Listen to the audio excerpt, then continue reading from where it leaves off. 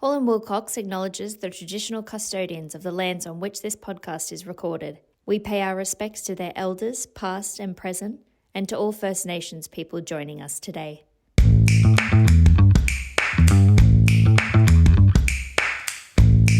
Hello, welcome to the latest episode in our Equity Capital Markets podcast, focusing on all things ECM.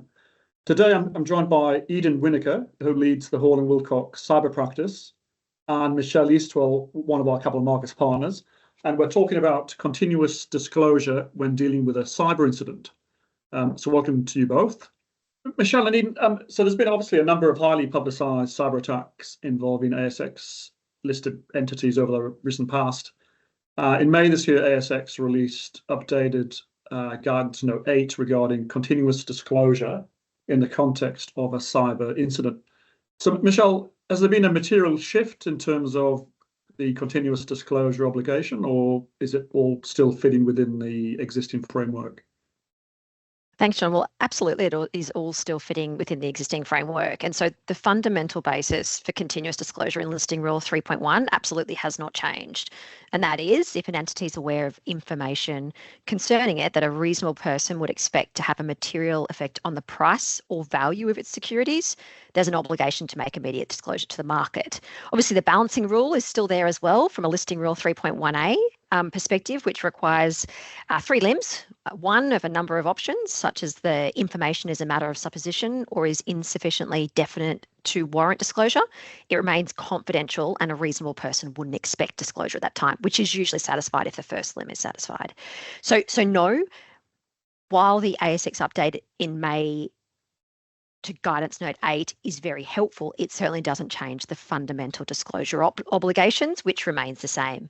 And I think that's a really important question, though, because it is important to remember that while it's helpful guidance, we're still coming back to the core questions of continuous disclosure, and it certainly doesn't cover every possible scenario that may arise in a cyber incident, which I think we'll discuss as the podcast progresses as well. Yeah. So we're still looking at price sensitivity. Is it likely to be a material price effect? We're looking at questions of, is information sufficiently definite? We're looking at whether is the information confidential to the company? And in the context of how a cyber attack arises and evolves. So Ian, it might be helpful if you could just briefly describe what's involved in a typical cyber incident affecting a listed company. Yeah, absolutely. Thanks, John. I think it's important to note there's a lot of variety in cyber incidents. So I think the number one type of cyber incident that is a risk for listed entities is ransomware.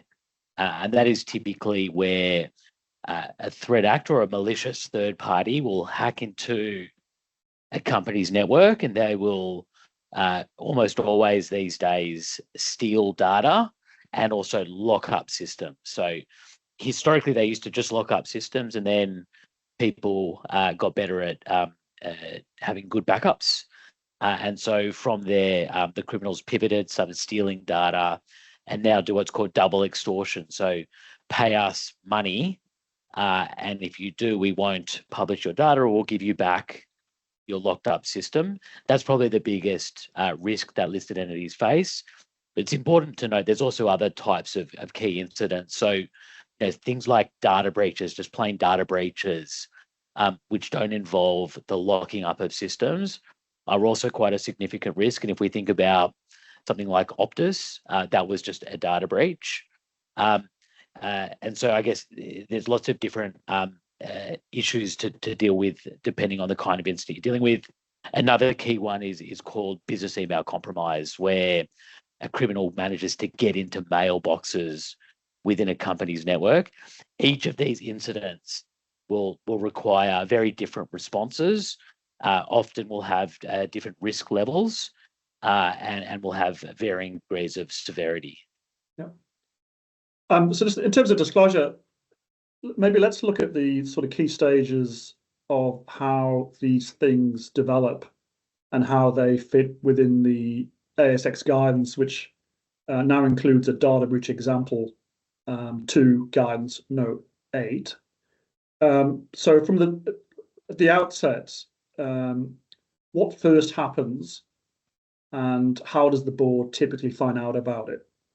Maybe back to you.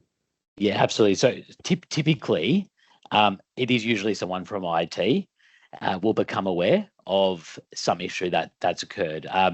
It may be because an employee reports that they're not able to open a certain application or piece of software, or emails are down, something like that will occur, or maybe just IT become aware because there's some good monitoring going on within the network, and effectively like an alarm bell goes off saying something's wrong. Yeah. That is then typically investigated by the IT department to see what it is. These types of alerts are going off all the time for many businesses, including especially large businesses and listed entities. So a lot of alarms are probably just false alarms. Yeah. Occasionally they're not. And so occasionally the IT department will identify an issue in a best practice sense that would ideally be in place good governance and good control so that IT know how to escalate. Yeah. Ideally, again, there to maybe a general counsel, or maybe there's a cyber insurance policy in play where things are initially notified. And then again, with good governance, there should be very clear mechanisms for the board to be notified depending on the severity of the incident. Not all incidents should or will be notified to the board, but when we're dealing with a serious incident, there should be in place proper governance so that the board is very promptly made aware of the incident. Yeah.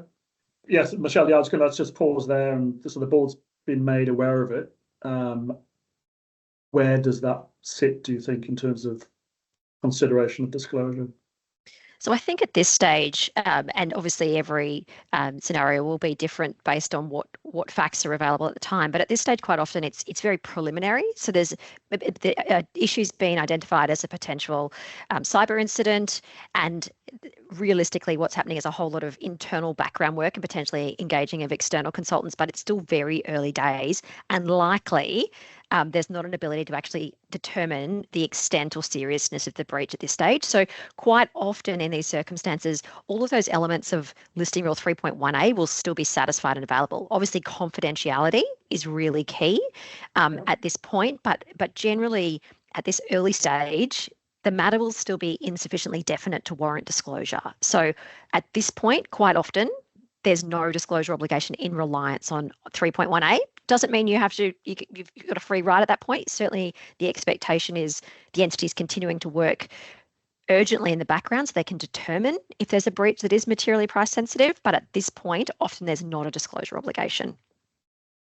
So then moving forward, so the forensic process to find out what has happened and what the impact is, that's continuing. What could happen next? What could the outcome of that forensic process be? What could we find out? Well, I might jump in. In an ideal scenario, you've got lawyers properly engaged. Once the incident is determined to be of a certain severity or nature, the board's been notified. Ideally, external vendors are being brought in, and so that's where we typically get involved. So, and we've done a number of matters with listed entities, so we get a call very early on. We recommend that we take steps to try and establish legal professional privilege over an investigation. There is a question mark about whether you can get privilege over forensic investigations. That was the subject of an appeal recently where a court said no privilege over a forensic report, but quite unique circumstances.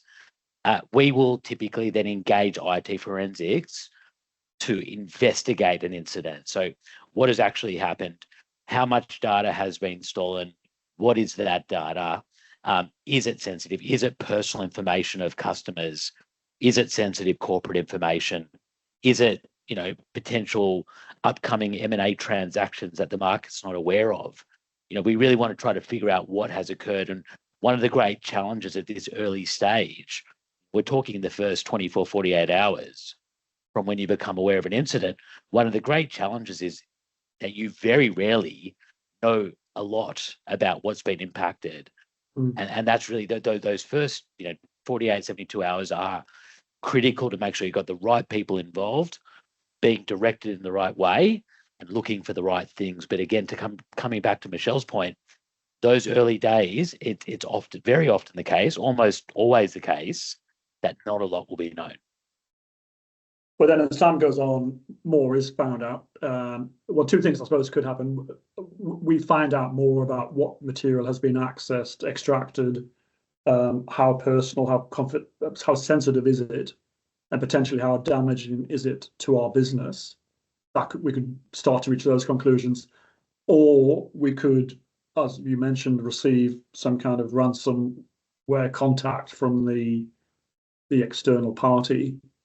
In either of those situations, I guess, Michelle, I suppose where do we stand there on the sort of continuous disclosure spectrum? Yeah, thanks, John. So keeping in mind that there are the three limbs to be satisfied from a listing rule 3.1a perspective, you've really touched on two really important ones there. And that is, as the forensic exercise continues, even though you won't have a final determination, which can take quite a long period of time, you will reach a point at which you have a better understanding of the potential extent, particularly of the access to personal data and information. So there will reach a turning point on disclosure where it's no longer insufficiently definite in terms of you being a listed entity being aware that there has been a material amount of information, for example, if that's the case, extracted, and that, for example, includes personal data on an unencrypted basis. So, that sort of situation would mean that the dial will really turn on disclosure, and you'll effectively lose your ability to rely on listing rule 3.1a because it will no longer be insufficiently definite. You've got enough information to make an assessment. This is actually material price sensitive information. So that's one really interesting component of it. So as it's really a matter of closely monitoring as that forensic investigation continues, because it will will continue on an ongoing basis for quite a while, but you will reach a point at which you know enough that that limb is no longer satisfied. The other piece is confidentiality. And I think there's a couple of aspects to confidentiality that become really relevant in a cyber incident. And I think, Eden, you'll have some insight on this, but in terms of how you're liaising with regulators, personal individual notifications, and then dealing with how the information actually can become publicly available in non-traditional streams as well. Yeah, absolutely. I mean, one of the key things we are doing from the moment we're engaged is assessing a company's obligations under the Privacy Act and specifically under the Notifiable Data Breaches scheme. So once you sort of become aware that, let's just use ransomware, that a criminal's got in, they're purporting to have stolen some of your data, from that moment, you probably have a reasonable suspicion you might be dealing with a notifiable event. A company then has an obligation to undertake a reasonable and expeditious assessment about whether the incident is notifiable. You've got 30 days to complete that. It doesn't mean you wait till day 30 to do it, but you've got to, as soon as you figure out something is notifiable, you've got to notify as soon as practicable to both the privacy regulator and individuals. And really, we're working immediately once we become aware on focusing on that. But for a number of listed entities, they'll have other regulators at play as well. So ASIC, the ACCC, are just a couple that jump to mind. If you're operating a critical infrastructure asset, you might have notification obligations to the Australian Cybersecurity Centre. And some of these notification obligations may not be confidential. And that really, I think, raises an interesting question from an ASX perspective about when you have to go and tell one particular regulator, and regulators often will share information in this space. What does that mean for others? And given, so we're recording on the 9th of October, it'd be remiss of me not to mention that literally today, a bill was presented called the Cybersecurity Act, or for the Cybersecurity Act, where there's specific discussion that would require organisations to notify in relation to ransom payments. And there's also talk about being able to engage with the National Cybersecurity Coordinator on a limited use basis, where information provided to the coordinator could only be used to really help the government assess the overall risk from a cyber perspective. But again, these notifications, there's a real question mark about whether they would constitute a confidential notification. And Michelle, really be very eager to hear from you what you think about that and what kind of risk a business faces from an ASX disclosure perspective when you're notifying a regulator. So as we talked to before, there's a number of limbs to satisfy listing rule 3.1a, and confidentiality here at this point is really, really critical. So certainly where any sort of notification is given to individuals impacted, that without doubt lifts that confidentiality piece, and that can't be relied on. But I think, Eden, you raise a really interesting point. In terms of the guidance, it talks generally about engaging with a regulator confidentially won't remove that confidentiality limb from a listing rule 3.1a perspective, but it certainly is the case that an assessment on an individual basis with how you are engaging with a regulator, the types of notification that is provided, who can use that information and how it's accessed, will need to be really carefully considered in each case. I don't think it's the case that you can assume that any engagement with any regulator immediately retains that element of confidentiality. And particularly given these changes that are proposed as well, I think that really needs to be assessed really carefully to determine whether you have or have not lost confidentiality. So Eden, just to revisit that, so this is a bill or an act? It's currently a bill, but this has been years in the making.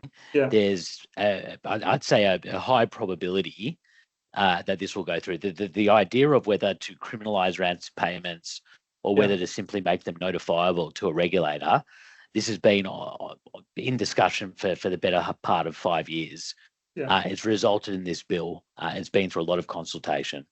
Interesting. And it's not clear whether notification would be on a confidential basis. It's not expressly on a confidential basis. It's not. It will be subject. You would do something with that information. Well, that's quite right. The government would do something with that information. It would likely assist the government in its sort of, I guess, approach to overall cybersecurity for public and private sector businesses. It's currently sort of put that will be subject to rules that would come out separate. So we'd expect to see some rules supplemented. It's being proposed that it's only businesses with turnover of more than 3 million a year would be subject to that regime, which is not dissimilar to the number in the Privacy Act as well for businesses who are caught by the Privacy Act. But yeah, look, I suspect that this is going to come into law. It's just a matter of when, not if. Yeah. And I think, John, one other piece too with the confidentiality is we're talking about regulated engagement with either individuals or regulatory bodies. The other piece around confidentiality is the publishing of information that has been accessed by the threat actors, and that leading to a loss of confidentiality. So a real need for boards to continue to monitor, and this is obviously through its engagement with forensic advisors and other professional advisors, what is being released, that they need to be on the front foot of and understand what is otherwise being circulated outside of the company's control to determine whether confidentiality has or not been lost.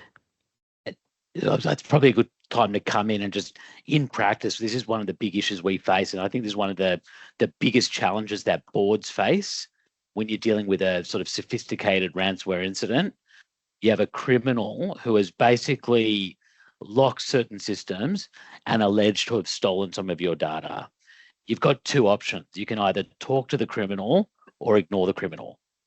If you ignore the criminal, typically if they've managed to get in and put out a ransom note, it's more often than not that they've been in there and they've stolen something. And that's usually you're able to figure that out within the first 72 hours that something has happened. You don't know exactly what it is, but you know something that's happened. If you do not talk to the criminal, and we highly recommend against directly talking to the criminal, there are specialists who work in this space that should be engaged to assist with this process. If you don't talk to the criminal, there is a very realistic chance that the data that was stolen will be published on the dark web. And when we're talking about these sophisticated ransomware groups, if that occurs, the criminals make it their business model to make it known that your business has been impacted, and they will name the number of gigabytes or terabytes of data stolen.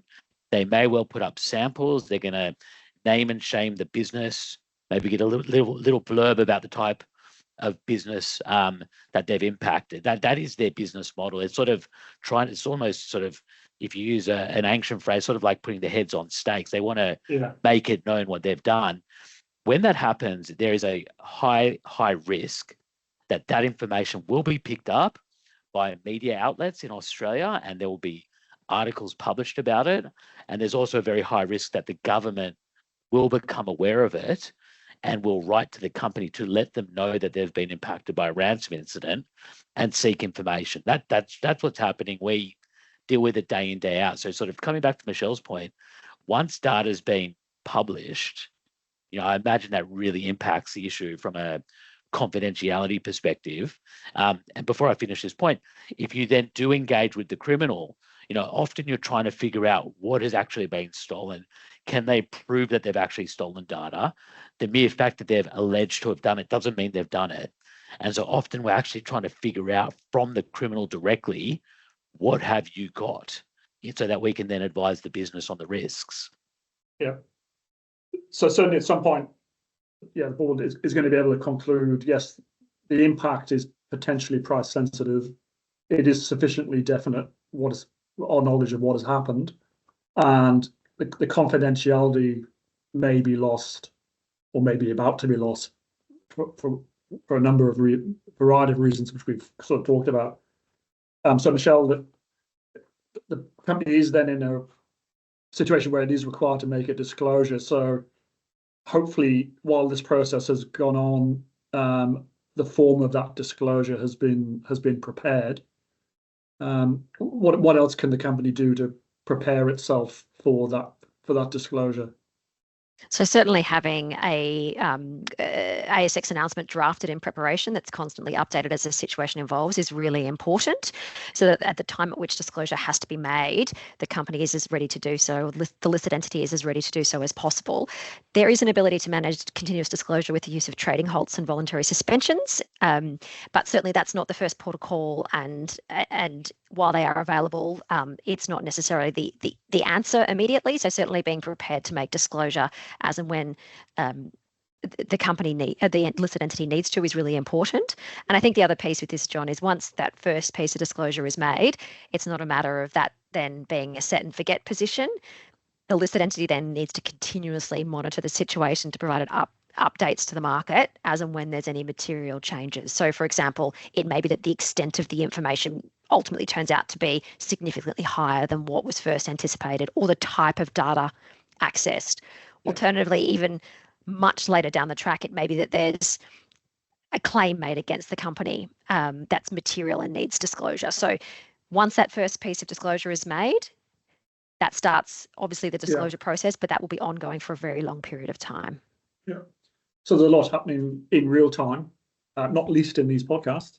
So Eden, maybe a final word from you. I mean, obviously a lot happening in this space. The Cyber Act or the bill introduced today. What do you see happening in the space over the short term, medium term? Look, I think it's going to get a lot worse before it gets any better, in terms of the number of and severity of cyber attacks against Australian businesses, including those who are listed entities. I do think it's fair to say that listed entities have typically, not always, got more resources behind them and now are able to invest in more robust systems. But I've been in this space for nearly a decade, and we just constantly see a game of cat and mouse. So as soon as companies get better at defending against the existing risk, the criminals seem to pivot and come up with a new method or a new strategy to try and exploit. So I do think that that's going to continue on for some time. I think the other thing to mention is, the Cybersecurity Act was today, but only a few weeks ago we saw the introduction of a first phase of material changes to the Privacy Act, in which the OAIC is going to be empowered to have far more enforcement powers against companies in relation to privacy breaches. And we've also seen the proposed introduction of a statutory tort for serious invasions of privacy. So I think if I had to predict what's going to happen, I think we're trending in a similar direction to what happened in the United States a number of years ago. I think we're going to start seeing far more shareholder class action activity, which is only going to put additional pressure on boards on how they deal with cyber incidents in really what can be very trying and difficult circumstances. So I wish I had better news, but what I would say is, look, there's people who do this day in, day out. it's the kind of area where if an incident happens, you don't necessarily want to, using a medical analogy, it's the sort of thing, go to a heart surgeon or a brain surgeon for this stuff. It's not the kind of thing you want to go to a GP for. It's very specialized. If you bring in the right people early enough, you are able to mitigate these risks fairly well. So there are things that you can do to mitigate the overall risk. Well, thanks so much, Eden. Thanks for the benefit of your expertise.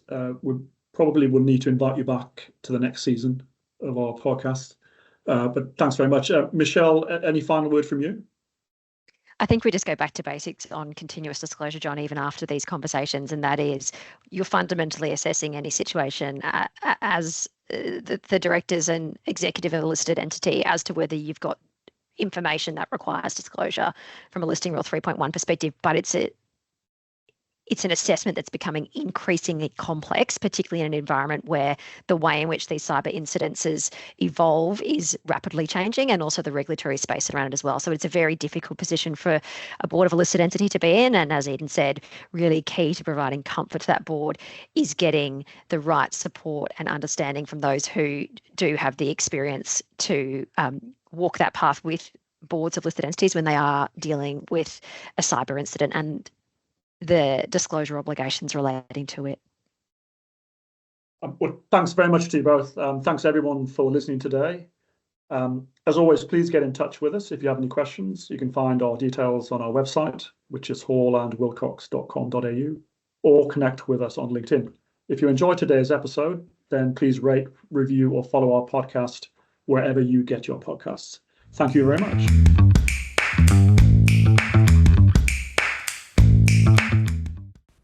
This podcast is not legal advice and should not be relied upon as such. You should always obtain legal advice about your specific circumstances.